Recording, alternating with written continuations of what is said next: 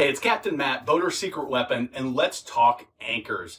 One of the biggest questions I get asked in my Sunday night lives, 8:30 Eastern on YouTube and Facebook is, what anchor should we get for the boat? I get this question all the time. So this video, we're going to talk through the size, the style, the anchor setup to make sure that you're able to get the right anchor and be safe. So we've got this little tool that you can request and you can get it that's going to help you find the right one for your boat style and your boating area, because the bottom is going to make a big difference. So let's go through a couple of the styles. I've got two of my favorites here. This is the Danforth.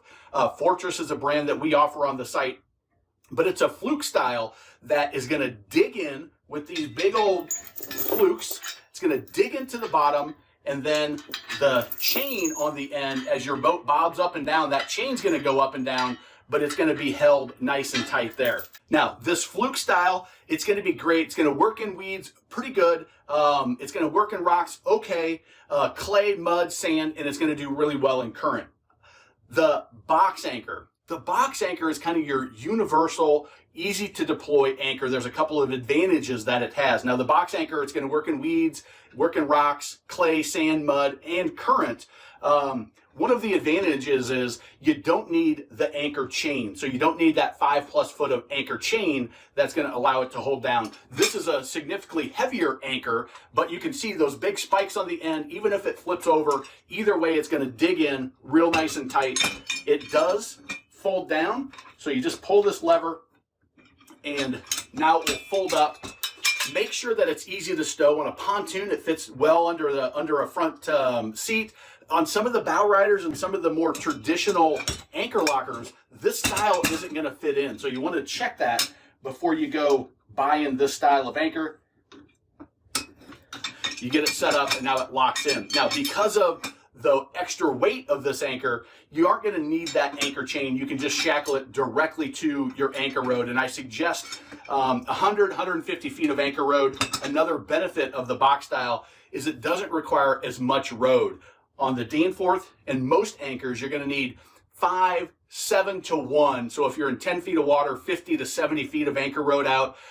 Whereas with the box anchor, you can go 2 to 3 to 1 in most situations. If it gets really rough out, you can go to 5 to 1 and it'll hold great. But because of the heft and because of these big claws, these teeth, that's going to hold really well. Just make sure it's going to fit in your boat and be able to stow properly, okay? You also have the Navy style anchor, which is a little bit heavier than the Danforth, and the flukes aren't quite as sharp, but that's going to be a good one for your weeds and your rocks. It's going to do pretty good in the clay, the mud, and the sand. The Danforth will do a little bit better.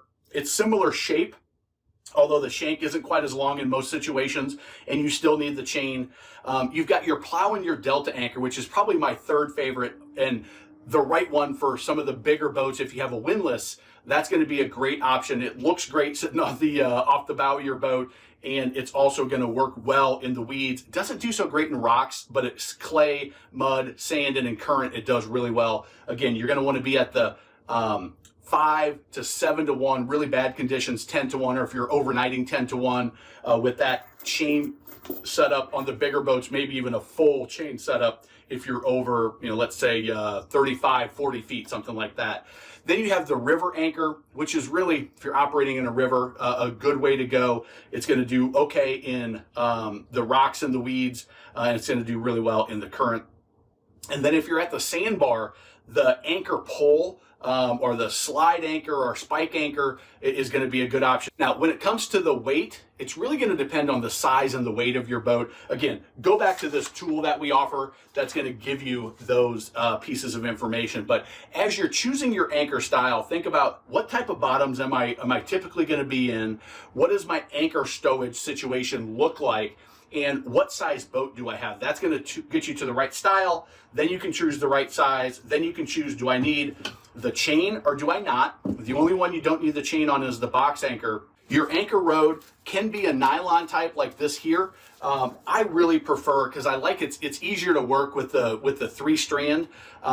It's easier to handle and work this type of line as you're pulling it up hand over hand. The nylon, the double braided, can get a little bit slick at time, especially if it's not a good high quality. So I really like these. Most of the rigs that we offer, anchor, chain, and rode, have this 3-strand, and I just find it's a better working rope for the way you're using it. So that's what you need to know about your anchor. For the weight, again, it's going to depend on the style of anchor and the size of boat you have. So check out that resource. And then we also offer all of these anchors on our site if we have them in stock. Hopefully we've got them all in stock now, but you can check all those out. And we talked about going to the sandbar. So these are going to be your primary anchors that are always set off the bow of the boat. You always want to keep that bow into the wind and the waves so it can do its thing and the waves can flash through, versus if the stern is, those wind and waves can start pushing water into the boat and it can cause a dangerous situation. But if you're at the sandbar, if you're in a tight cove with a bunch of boats and you don't want to be swinging around the scope of your rode, you can get a secondary anchor for the stern. Now, if you are in deeper water, something over 5 feet or so, you can go with the smaller fluke style. You can go with the smaller box anchor. A Navy anchor can work well. It's got a little bit more heft, or even a mushroom anchor, if it's not too heavy of a boat, can be enough just to hold that back end from swinging. You're going to set your primary anchor first off the bow, and then you're going to deploy your secondary anchor off the stern, and that's really just to keep it from swinging. A great option, though, if you're at a sandbar, if you're anchoring out in a cove that's a little bit shallower, is just an anchor pole. It's something that either augers into the ground, or the slide anchor, you smash it into the ground, and what it's going to do is it's just going to stick straight in, and then you tie it off a cleat in the back, and that's going to keep the boat from swinging. It's going to hold it stationary. You don't need a ton of weight when you're using your secondary anchor. It's really just designed to, as long as it's good enough for the heft of the boat and the wind conditions, you're going to be in a great situation.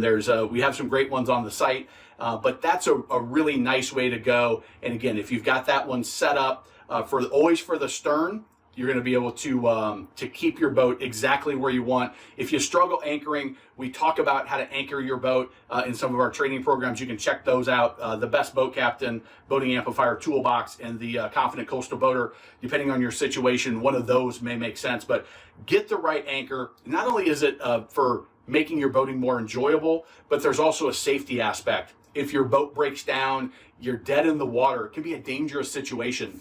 Deploying your anchor and getting that bow into the wind, it's going to buy you time to maybe fix the issue yourself, to call CTO or Boat US, or to call a Mayday on your VHF radio and call the Coast Guard, or call a Good Samaritan boater that's in the area to come help you.